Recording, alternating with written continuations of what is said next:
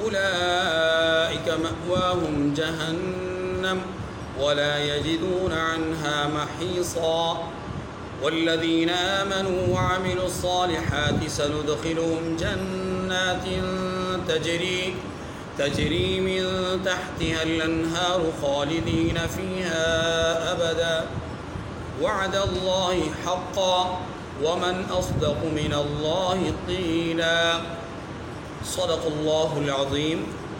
سورۃ النساء کی آیت نمبر 120 سے آیت نمبر 122 تک تلاوت ہوئی ہے، جبکہ بعد آیت نمبر 116 سے آیت نمبر 122 تک ہوگی انشاءاللہ۔ آیت نمبر 116 سے آیت نمبر 122 تک اللہ تبارک و تعالی نے شرک کی تردید بیان کرتے ہوئے شرک کے گناہ کو بہت بڑا گناہ بیان فرمایا ان اللہ لا یغفر ان یشرک بہ، اللہ شرک کو معاف نہیں کریں گے۔ شرک کے متعلق قرآن مجید میں یہ بھی آتا ہے کہ فقد حرم اللہ علیہ الجنہ ومن یشرک باللہ فقد حرم اللہ علیہ الجنہ، جس نے شرک کیا اس پر جنت حرام ہے۔ شرک کرنے والے کے متعلق یہ بھی آتا ہے، اللہ تبارک و تعالی فرماتے ہیں کہ لا يدخلون الجنت، وہ جنت میں داخل نہیں ہوں گے حتی یلج الجمل فی سم الخیاط، یہاں تک کہ اونٹ سوئی کے ناکا سے گزر جائے۔ یعنی جس طرح یہ عمل ناممکن ہے ایسے ہی مشرک کا جنت میں جانا ناممکن ہے۔ شرک اللہ کے نزدیک بہت بڑا ظلم ہے، ان الشرک لظلم عظیم، یہ بہت بڑا ظلم ہے اور ایسا بڑا جرم ہے کہ اس کے لیے کوئی معافی نہیں ہے۔ علماء نے لکھا ہے کہ گناہوں کے دفاتر کی 3 قسمیں ہیں۔ گناہوں کے دفاتر 3 قسم کے ہیں۔ نمبر 1 شرک اور کفر کا دفتر، یہ جو دفتر ہے اس میں موجود گناہ معاف نہیں ہوں گے۔ اس میں موجود گناہ یعنی شرک معاف نہیں ہوگا، کفر معاف نہیں ہوگا کسی صورت، نہ یہ سفارش سے، نہ کسی عمل سے، نہ کسی رتبے سے، نہ کسی مقام سے، یہ معاف نہیں ہوگا۔ دوسرا وہ گناہ جن کا تعلق اللہ کی ذات کے ساتھ ہے، جیسے نماز کا چھوڑ دینا، روزہ نہ رکھنا وغیرہ وغیرہ۔ ان گناہوں کے حوالے سے یہ عقیدہ اور نظریہ ہے کہ اصولی طور پر تو ان کے لیے سزا ہے، اصولی طور پہ کیا ہے؟ سزا ہے، لیکن اللہ چونکہ اصول کے پابند نہیں ہے، اللہ کسی ضابطے اور قانون کے پابند، اللہ کی مرضی ہے وَيَغْفِرُ مَا دُونَ ذَلِكَ لِمَن يَشَاءُ۔ ان گناہوں میں سے جس گناہ کو بھی اللہ چاہیں، جس سے بھی چاہیں، جس آدمی کو بھی معاف کرنا چاہیں، اللہ کو پوچھنے والا، یعنی گویا ان کے لیے معافی اللہ کے فضل پر منحصر ہے۔ ان کے لیے معافی کہاں ہے؟ اللہ کے فضل پر۔ اللہ فضل فرما دیں معاف فرما دیں گے، نہیں فضل فرمائیں گے تو جہنم میں ڈال کر کے اس کے وبال اور اس کی سزا سے اسے متاثر ہونا پڑے گا انسان کو۔ تیسرے گناہوں کے دفاتر کی قسم وہ ہے کہ اس کا تعلق حقوق العباد کے ساتھ ہے، حقوق اللہ کے ساتھ نہیں، حقوق العباد۔ حقوق العباد کے ساتھ جن گناہوں کا تعلق ہے، یاد رکھیے وہ گناہ اللہ معاف فرمائیں گے، لیکن بندوں کو ان کا حق مل جانے کے بعد، دنیا میں یا آخرت میں۔ اگر دنیا میں دے دیا اور اللہ سے معافی مانگ لی، بندوں سے بھی معافی مانگ لی، اللہ تبارک و تعالیٰ دنیا میں معاف فرما دیں گے، ورنہ کل قیامت کے دن اللہ اس بندے سے اس بندے کا حق اسے دلوائیں گے۔ اور وہ حق کیسے دلوایا جائے گا؟ ظاہر ہے وہاں پر پیسہ، مویشی، چیزیں تو نہیں چلیں گی، پر وہاں پر کیا چلے گا؟ وہاں یہ چلے گا کہ اس بندے کے اعمال نامے میں اس بندے کی نیکیوں کو شامل کیا جائے گا۔ جو مظلوم ہوگا اس کے اعمال نامے میں ظالم کے، غاصب کے کی نیکیوں کو شامل کیا جائے گا۔ اور اگر اس کے نامہ اعمال میں نیکیاں نہ ہو اس ظالم اور غاصب کے نامہ اعمال میں نیکیاں نہ ہوں، تو اس کی برائیوں کو اس کے زمرہ اعمال میں داخل کیا جائے گا۔ یہ حقوق دلانے کا ایک طریقہ کار ہوگا جس کو ہم کہتے ہیں متبادل۔ کہتے ہیں نا، آپ کسی میڈیکل اسٹور پہ جاتے ہیں، آپ ایک دوائی اس کے پاس نسخہ لے کے جاتے ہیں کہ جی یہ ڈاکٹر نے نسخہ لکھ کے دیا ہے، یہ دیجیے۔ وہ میڈیکل والا اپنا اسٹور والا آپ کو کہتا ہے کہ جی یہ ہمارے پاس نہیں ہے یا یہ مارکیٹ سے شارٹ ہے، تو آپ کیا کہتے ہیں؟ اس کا آلٹرنیٹ دے دیں، اس کا آلٹرنیٹ دے دیں، اس کا متبادل دے دیں، تو وہ آپ کو اٹھا کر کے ایک متبادل دے دیتا ہے۔ تو یہاں پر یاد رکھیے، جب قیامت کے دن ان اعمال کا حق لینے کی بات آئے گی تو ظاہر ہے ان چیزوں کا حق جو اس نے دنیا میں دبائی ہیں، غصب کی ہیں، وہ تو وہاں پر نہیں ہوں گی، ان کا متبادل دیا جائے گا۔ اور ان کا متبادل کیا ہے؟ نیکیاں شفٹ کی جائیں گی، یا اس کے نامہ اعمال، غاصب کے نامہ اعمال میں برائیاں مظلوم کی شفٹ کر دی جائیں گی۔ تو 3 قسم کے گناہوں کے دفاتر ہیں۔ تو پہلی قسم کا جو دفتر ہے وہ کفر و شرک کا ہے، اس کے لیے معافی کا کوئی امکان نہیں ہے، معافی کا کوئی امکان ہے۔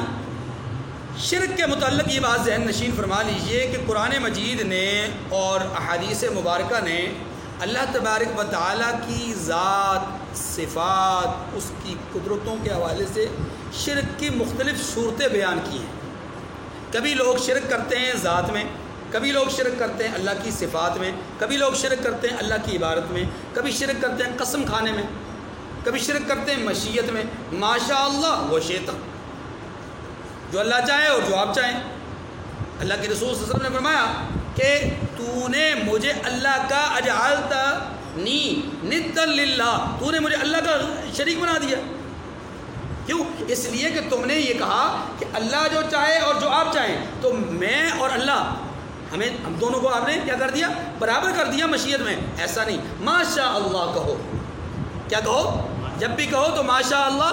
اسی طریقے سے قسم کھاؤ تو صرف اللہ کے نام کی قسم کھاؤ، غیر اللہ کے نام کی قسم نہ کھاؤ۔ یہ چیزیں ہیں جن کو ہم شرک کی اقسام کہتے ہیں۔ پھر شرک کی اقسام میں بعض اقسام وہ ہوتی ہیں جو قولی ہوتی ہیں، انسان زبان سے ایسے الفاظ استعمال کرتا ہے جو شرکیہ ہوتے ہیں، یا اپنے افعال اور عمل کے لحاظ سے بعض افعال اور عمل وہ شرکیہ کرتا ہے، جیسا کہ چیزوں کو متصرف فی الاعمال جاننا، کالی بلی کو جاننا کہ یہی اثر کر رہی ہے، ہاں جی جھاڑو مارنے کو جاننا کہ یہی اثر کرے گا، اور چاند گرہن کو ہو جانا کہ سورج گرہن کا اس کا اعمال پر اثر انداز، یعنی ان چیزوں کو ہم متصرف فی الاعمال سمجھیں تو یہ بھی کیا ہے؟ شرک ہے۔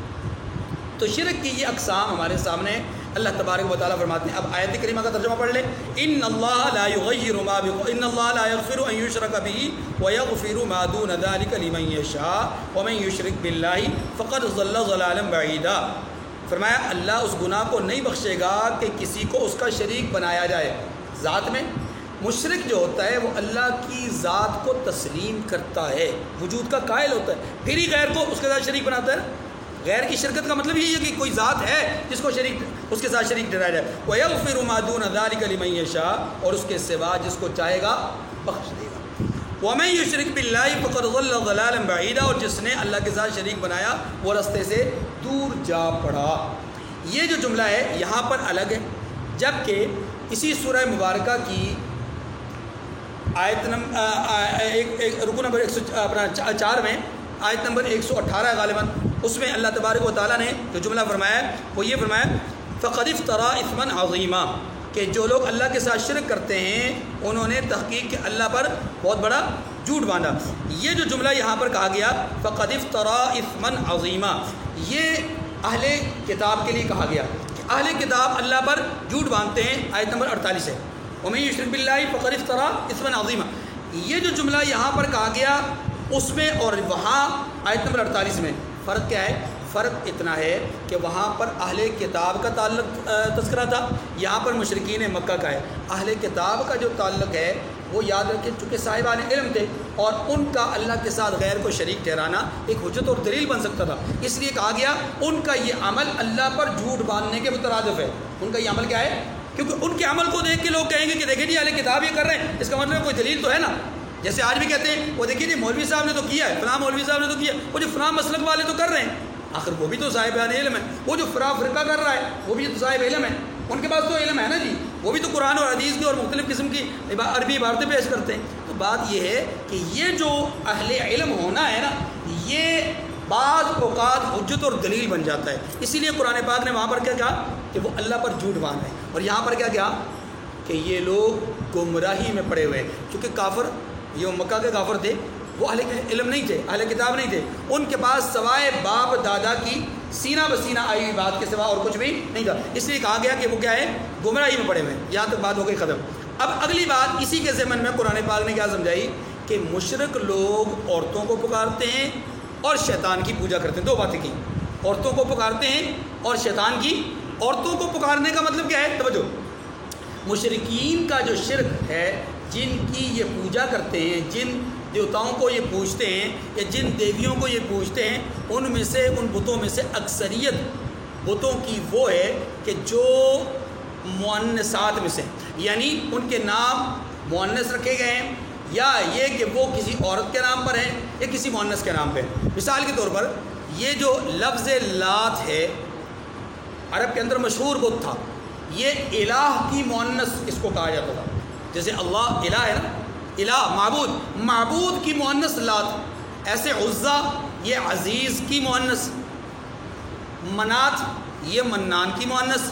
ایسے ہی نوح علیہ السلام کے زمانے میں ولا یغوث ویعوق ونسرا وقد اضلوا کثیرا، یہ جو بتوں کے نام تھے، ان میں ایک بت جو ہے وہ کیا تھا، تھی وہ مؤنث تھی. اسی طریقے سے ہمارے زمانے میں اگر ہم دیکھ لیں تو ہمارے پڑوس ملک کے اندر جو لوگ بتوں کی پوجا کرتے ہیں، ان کا طرز عمل بھی کچھ اسی طرح کا ہے کہ وہ جن بتوں کی پوجا کرتے ہیں ان میں سے بیشتر نام وہ مؤنث ہیں.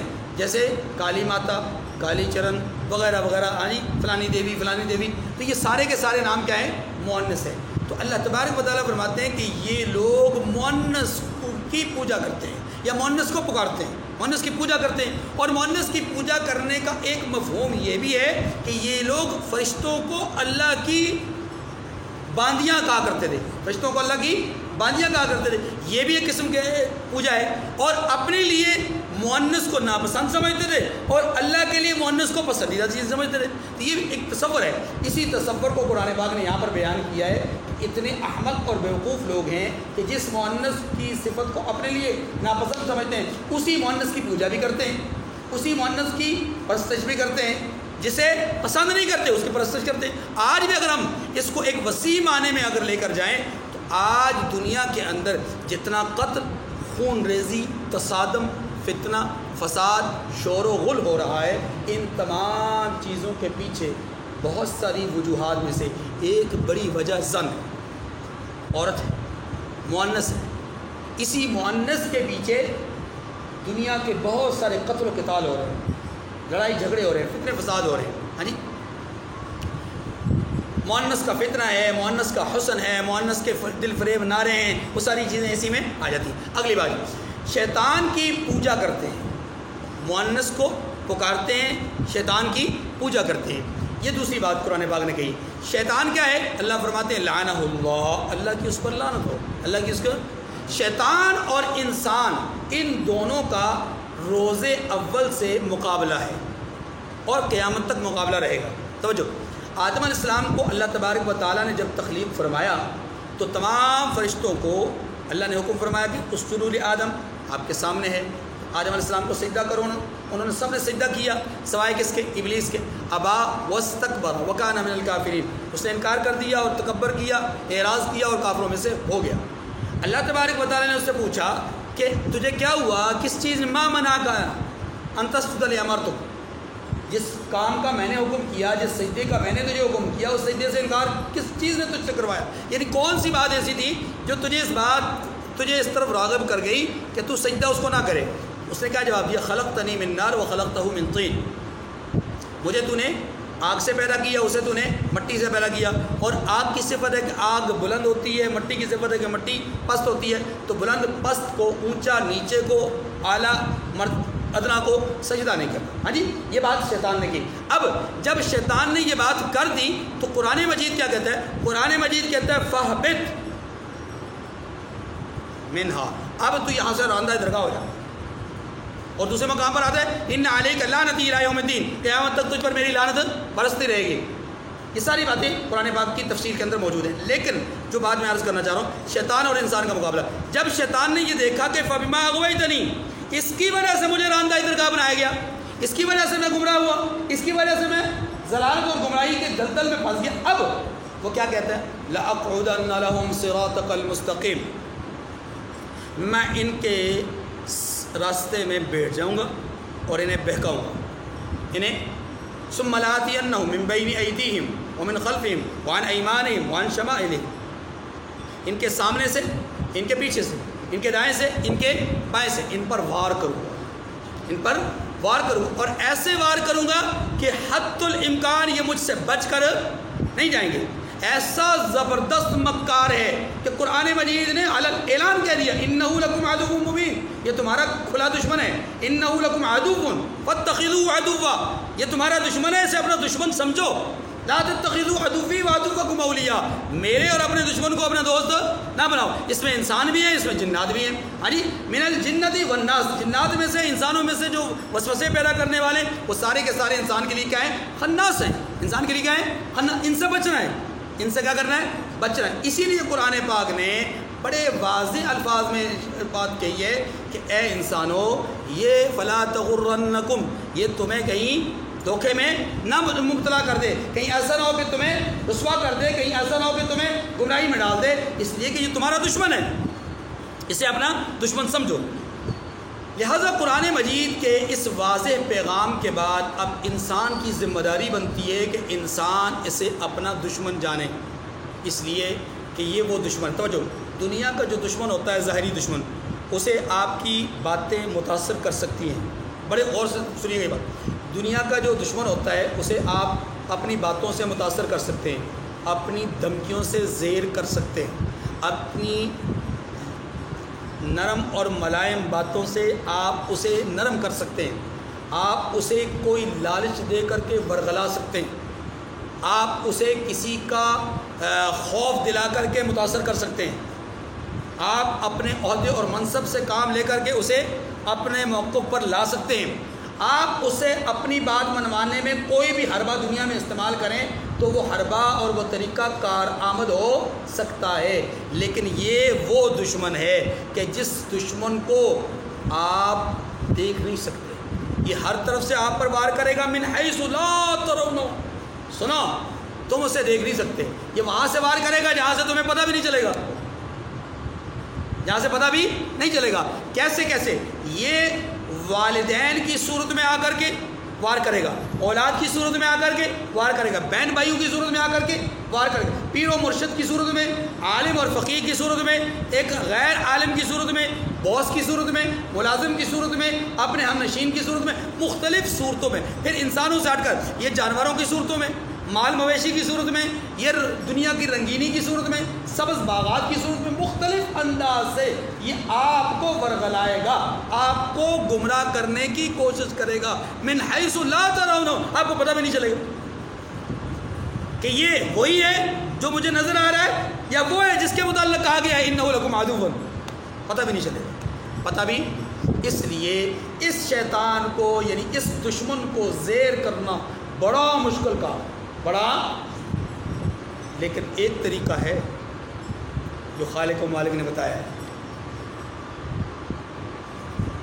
خالق اور مالک نے ایک طریقہ ہے، وہ طریقہ کیا ہے کہ اللہ کی مانی جائے، اس کی عبادت اور پرستش کی جائے تو شیطان خود بخود زیر ہوتا چلا جاتا ہے، شیطان خود بخود جب اس کی ماننا شروع کرتے ہیں تو یہ زیر ہوتا جاتا ہے۔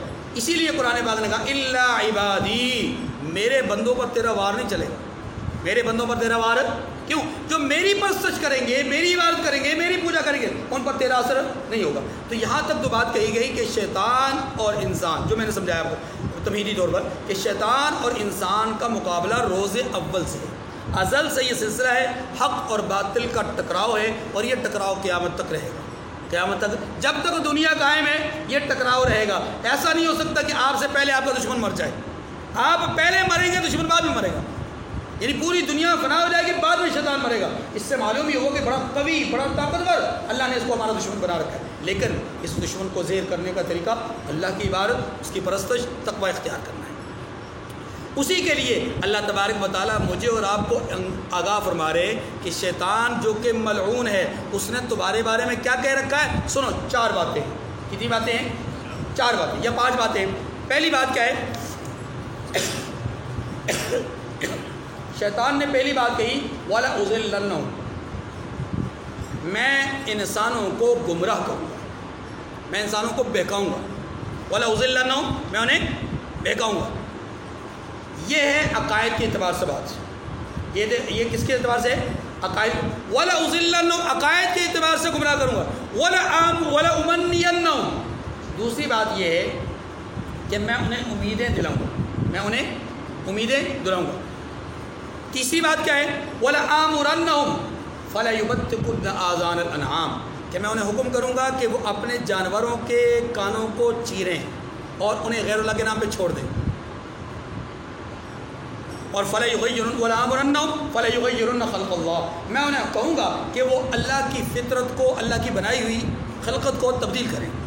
یہ 4 باتیں ہو گئیں۔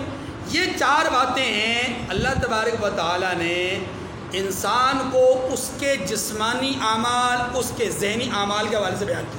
اور ایک بات جو اس سے پہلے بیان ہوئی وہ ہے انسان کے مال میں اس کے مال میں سے اپنا حصہ لوں گا۔ تو مجموعی طور پر یہاں پر 5 باتیں۔ کتنی باتیں ہیں؟ 5 باتیں۔ تو شیطان کی طرف سے رب کے دربار میں کہی گئی 5 باتیں۔ پہلی بات، سب سے پہلی بات مال کے حوالے سے الگ ہے، اور وہ کیا ہے کہ میں ان کے مال میں سے اپنا حصہ لوں گا۔ یہ ان کے مال میں سے اپنا حصہ لینے کا مطلب بڑا واضح ہے کہ بہت سارے لوگ ایسے ہیں کہ جو اپنے مویشیوں میں سے، خاص طور پہ جس زمانے میں یہ آیات کا نزول ہوا اس زمانے میں تو طرز و طریقہ یہی تھا کہ لوگ اپنے جانوروں کے یعنی جو آگے بچے پیدا ہوتے ہیں ان میں سے ایک بچہ غیر اللہ کے نام پہ چھوڑ دیتے تھے۔ یہ ہے شیطان کا حصہ۔ اسی طریقے سے لوگ اپنے فصلوں میں سے کچھ حصہ اللہ کے نام پر اور کچھ حصہ غیر اللہ کے نام، بتوں کے نام پر الگ کر دیتے تھے۔ آج بھی یہی کچھ ہو رہا ہے، کہ غیر اللہ کے نام پر، فلاں مقبرے کے نام پر، فلاں چیز کے نام پر، فلاں درگاہ کے نام پر یا فلاں ان تمام چیزوں کے نام پہ کیا ہے، کچھ حصے الگ کیے جاتے ہیں، اور فلاں شخصیت کے نام پہ کچھ حصہ الگ کر دیا جاتا ہے۔ حالانکہ اس کا شریعت میں کوئی تصور نہیں، لیکن یہ سب کچھ کیا جاتا ہے اس لحاظ سے کہ اگر ایسا نہیں کریں گے تو صاحب درگاہ ہم سے ناراض ہو جائیں گے، گدی نشین ہم سے ناراض ہو جائیں گے، پیر و مرشد ناراض ہو جائیں گے، ہاں جی، یا فلاں مولوی صاحب ناراض ہو جائیں گے، فلاں بزرگ میت جو ہے وہ ہم سے ناراض ہو جائے گی، اور یوں ان کی ناراضگی کے سبب ہمارے مال میں ہم سے نقصان ہوگا۔ اتنی تعداد میں یہ فوٹو اسٹیٹ اگر ہم نے تقسیم نہ کی تو ہمارے مال میں ہمیں نقصان ہو جائے گا۔ یہ والی کہانی اتنے لوگوں کو نہ بتائی، ہمارے مال میں نقصان ہو جائے گا۔ یہ والا دودھ نہ چڑھایا، یہ والی کھیر نہ پکائی، اس دن والا حلوہ نہ پکایا، اور اس دن والی سیویاں نہ پکائیں، اور اس دن والی جو ہے وہ حلوہ پوری نہ پکائی، اس دن والی کھجوری اور چوریاں نہ کھلائی۔ یہ معاملات، یہ سارے کے سارے کیا ہیں؟ یہ وہ حصے ہیں جو شیطان کے حصے ہیں، اور شیطان ہمارے مالوں میں سے اپنا حصہ لیتا ہے، مختلف ناموں سے، مختلف شکلوں سے، مختلف صورتوں سے۔ قرآن پاک نے اسی بات کو بیان کیا، ورنہ شیطان ہم سے سامنے آ کر کے پیسے نہیں لیتا۔ کبھی کسی کے سامنے شیطان آیا ہو کہ لاؤ بھائی میرا حصہ دے دو، اب اس کی کیا وضاحت ہے، اس کی کیا تفصیل ہے؟ یہی ہے کہ جو غیر اللہ کے نام پہ دی جانے والی رقم ہے اور جس کا شریعت میں تصور نہیں ہے، ہاں جو غیر اللہ کے نام پہ ہے، مثلا اگر آپ کے تصور میں یہ بات آئے کہ جی مسجد میں بھی تو چندہ دیا جاتا ہے، مدرسے میں بھی تو چندہ دیا جاتا ہے، تو یاد رکھیے مسجد میں چندہ دینا، مدرسے میں چندہ دینا، یا اس طرح کے زکوٰۃ اپنا جہاد فنڈ میں اپنا چندہ دینا، یہ سارے کے سارے معاملات وہ ہیں کہ جن کی قرآن اور حدیث نے باقاعدہ ترغیب اور ثبوت موجود ہے، دلائل موجود ہے، اس لیے یہ اس میں سے نہیں ہے۔ یہ تو اللہ کے لیے دینا ہے نا بھائی۔ آپ مدارس میں کیوں دے رہے ہیں؟ تاکہ لوگ اللہ کا دین حاصل کریں اور دین کی تبلیغ کریں۔ آپ مسجد میں کیوں دے رہے ہیں؟ تاکہ اللہ کا گھر آباد ہو۔ آپ جہاد میں کیوں دے رہے ہیں؟ تاکہ اللہ کا نام بلند ہو۔ لیکن آپ کسی درگاہ میں کیوں دے رہے ہیں؟ کہ فلاں گدی نشین خوش ہو، پیر صاحب خوش ہو۔ اب پیر صاحب کی خوشی الگ چیز ہے، اللہ کا نام بلند ہونا الگ چیز ہے۔ بات میں نے تو بہرحال ایک چیز تو یہ ہے کہ شیطان نے اللہ تبارک و تعالیٰ سے انسانوں کے حوالے سے یہ کہا کہ پروردگار میں ان انسانوں کے مال میں سے اپنا حصہ لوں گا، یہ پہلی بات ہو گئی۔ دوسری بات، شیطان نے پروردگار کی بارگاہ میں یہ کہا وَلَأُضِلَّنَّهُمْ، میں انہیں گمراہ کروں گا، یعنی عقائد اور نظریات میں گمراہ کروں گا۔ اور آج اگر ہم دیکھیں تو آج ہم میں بہت سارے لوگ ایسے ہیں جو ایسے عقائد اور نظریات کے مالک بن گئے کہ جن عقائد اور نظریات کا دین سے دور دور کا بھی تعلق نہیں ہے، دین سے دور دور کا بھی تعلق نہیں ہے۔ مثلا یوں کہہ لینا کہ نعوذ باللہ حضرت علی اور اللہ میں کوئی فرق نہیں ہے، اللہ لا الہ الا ہو، اللہ تو اللہ ہے، وہ ہو کون ہے؟ وہ علی ہے، نعوذ باللہ۔ اب اس طرح کی تفسیریں جب کریں گے تو آپ بتائیں کیا یہ عقائد اور نظریات ان کا تعلق دین سے ہے؟ اگر کوئی آدمی یوں کہے کہ میرا فلاں عالم اور فلاں بزرگ وہ ایسی حیثیت کا مالک ہے کہ وہ نعوذ باللہ حضور کی مدد کرتا تھا، اس نے حضور کی فلاں موقع پہ مدد کی، اس لیے اس کو فلاں نام سے پکار، یہ سارے کے سارے وہ عقائد و نظریات ہیں جن کا اسلام کے ساتھ کوئی تعلق نہیں ہے۔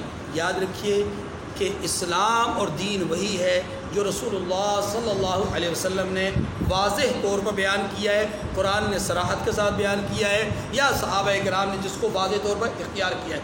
ایک آدھ کسی ہلکے سے واقعے کی صورت میں کسی چیز کو عقیدے اور نظریے کا حصہ نہیں دیا جا سکتا، کسی چیز کو عقیدہ اور نظریہ نہیں کہہ سکتے ایک آدھ واقعے کی، اور وہ واقعہ بھی ایسا ہو کہ اس پر کئی قسم کے اعتراضات ہوں۔ میں آپ کو ایک جنرل بات کر رہا ہوں کہ کوئی واقعہ مثلا کہ جی یوں کھڑے ہونا ہے، یوں نہیں کھڑے ہونا، اور اس کے لیے کسی ایک صحابی کا کوئی عمل بتا دیا جائے اور اس عمل پر بھی 4 لوگوں 5 لوگوں 50 لوگوں کا اعتراض بھی ہو، پھر بھی ہم کہیں کہ نہیں جی یوں کھڑے ہونا یہ ایمان کے تقاضوں میں سے نہیں۔ بھائی ایمان کا تقاضا تو وہ ہے جو حضور نے بیان کیا، ایمان کا تقاضا تو یہ ہے کہ اس سے پہلے قرآن نے بیان کیا، یا ایمان کا تقاضا یہ ہے کہ صحابہ کو اس پر اجماع ہوا، بس کسی ایک فرد کی بات ایمان کا تقاضا نہیں ہے، وہ عمل ہو سکتا ہے، عمل اور چیز ہوتی ہے، ایمان اور چیز ہوتی ہے۔ اس لیے وَلَأُضِلَّنَّهُمْ میں کیا بات آتی ہے کہ میں انہیں راہ حق سے برگشتہ کروں گا۔ دوسری بات کیا ہے؟ وَلَآمُرَنَّهُمْ فَلَيُبَتِّكُنَّ آذَانَ الْأَنْعَامِ کہ وہ اپنے جانوروں کے کانوں کو چیریں گے۔ آج ہم دیکھیں تو یہ تیسری بات بھی بہت زیادہ پائی جاتی ہے کہ لوگ اپنے جانوروں کو اللہ کے نام پہ نہیں بلکہ غیر اللہ کے نام پہ چھوڑ دیتے ہیں۔ جانوروں کو چھوڑیے، خود انسانوں میں یہ چیز پیدا ہو گئی ہے کہ انسانوں کے کانوں کو چیرا جاتا ہے، نہیں چیرا جاتا، اور اس سے ہٹ کر انسانوں کے سروں کے اوپر کڑے ڈال کر کے ان کے سروں کو چھوٹا بنایا جاتا ہے اور ان کو پھر بزرگوں کے نام پر یا درگاہ کے نام پر یا کسی خانقاہ کے نام پر چھوڑ دیا جاتا ہے۔ یہ غیر اللہ کے نام پہ چھوڑنا ہے۔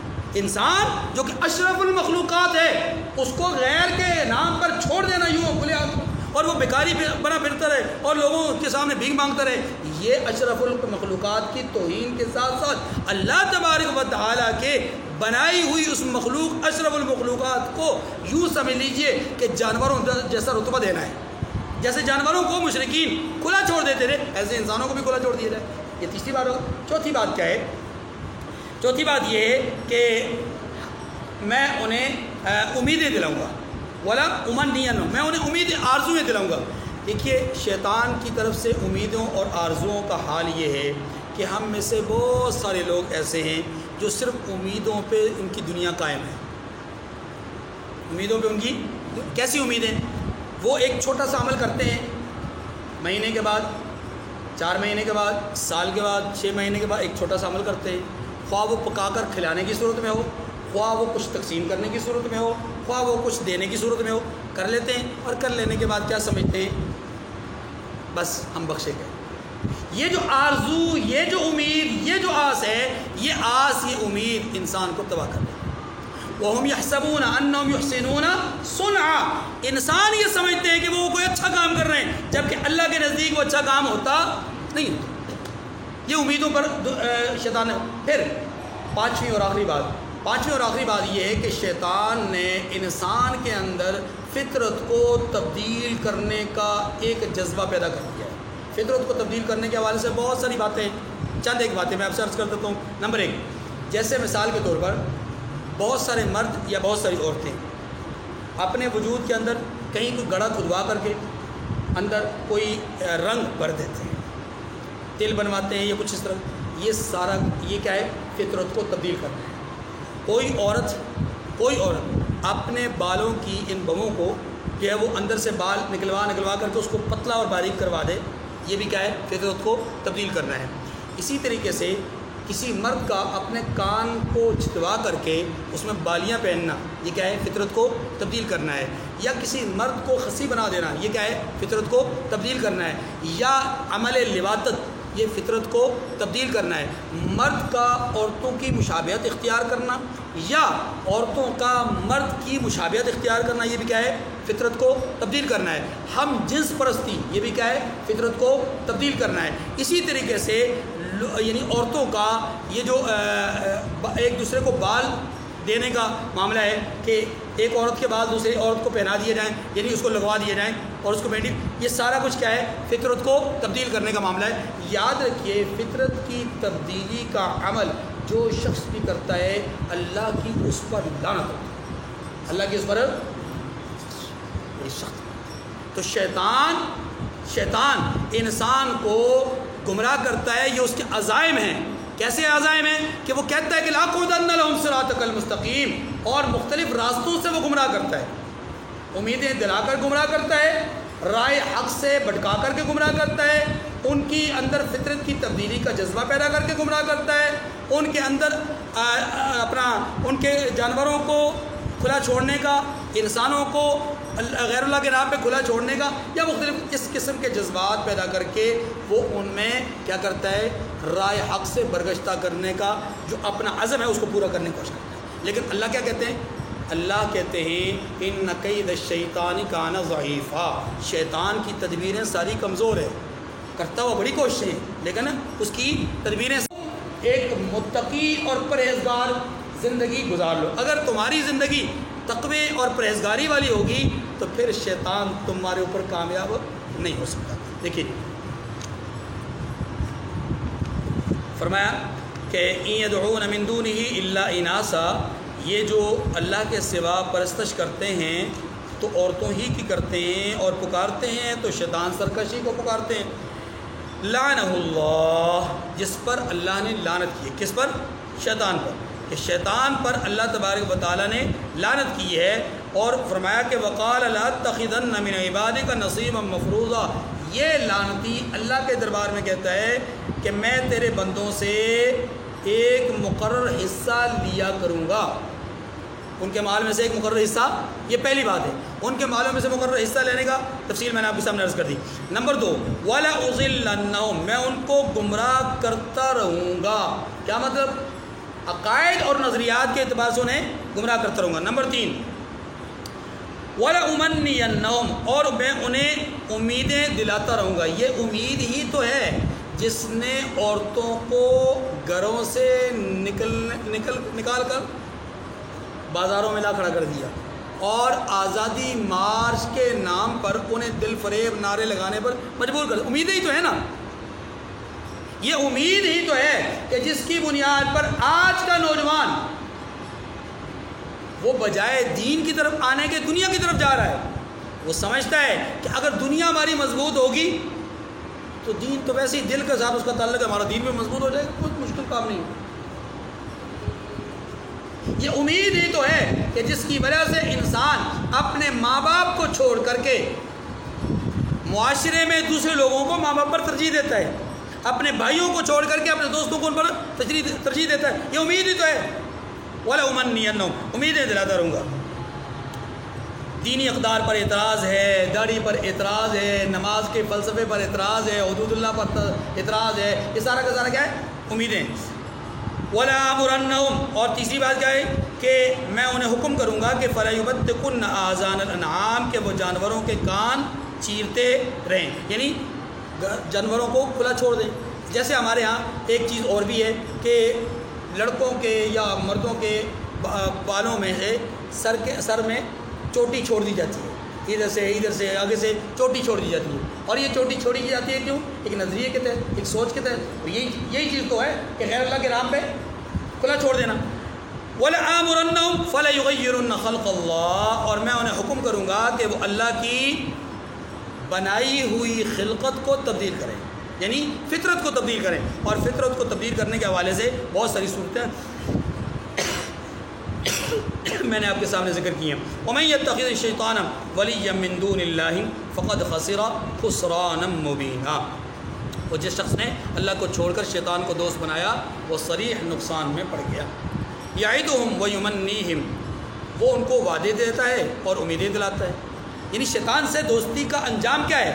شیطان سے دوستی کا انجام یہ ہے کہ شیطان انسان کو وعدے دلاتا ہے، امیدیں دلاتا ہے، اور انہیں خوف بھی دلاتا ہے۔ یعدکم الفقر، وہ تمہیں خوف بھی دلاتا ہے، یعنی اللہ کی راہ میں خرچ کرنے کے حوالے سے خوف دلاتا ہے کہ تمہارا مال ختم ہو جائے گا، اور اللہ کی راہ سے ہٹانے کے لیے بھٹکانے کے لیے تمہیں امیدیں دلاتا ہے، دیکھو یہ کام کر لو کامیاب ہو جاؤ گے۔ فقد خسر خسرانا مبینا، اس سے دوستی کا انجام یہ ہے کہ جس نے اس کو دوست بنایا وہ صریح گمراہی میں چلا گیا۔ یعدہم ویمنیہم، وہ امیدیں دلاتا ہے، وعدے کرتا ہے، وما یعدہم الشیطان الا غرورا، اور جو کچھ شیطان انہیں وعدے دیتا ہے وہ دھوکہ ہے، یعنی دھوکے کے سوا کچھ نہیں۔ اولئک مأواہم جہنم، ایسے لوگوں کا ٹھکانہ کیا ہے؟ جہنم۔ ولا یجدون عنہا محیصا، اور وہ وہاں سے مخلصی نہیں پا سکیں گے۔ والذین آمنوا وعملوا الصالحات سندخلهم جنات تجری من تحتها الانہار خالدین فیہا ابدا، اس کے مقابلے میں وہ لوگ کہ جو نیک ہیں، اچھے ہیں، ان کے متعلق کہا گیا کہ جو لوگ ایمان لائے، نیک کام کرتے رہے، ان کو ہم جنتوں میں داخل کریں گے جن کے نیچے نہریں جاری ہیں، ابد الآباد، ہمیشہ ہمیشہ اس میں رہیں گے۔ وعد اللہ حقا، یہ اللہ کا سچا وعدہ ہے، شیطان کا جھوٹا وعدہ، اللہ کا سچا وعدہ۔ ومن اصدق من اللہ قیلا، اور اللہ سے زیادہ سچی بات کرنے والا کون ہے؟ اللہ تعالیٰ مجھے اور آپ کو سمجھنے کی توفیق نصیب فرمائے۔ وآخر دعوانا ان الحمد للہ رب العالمین۔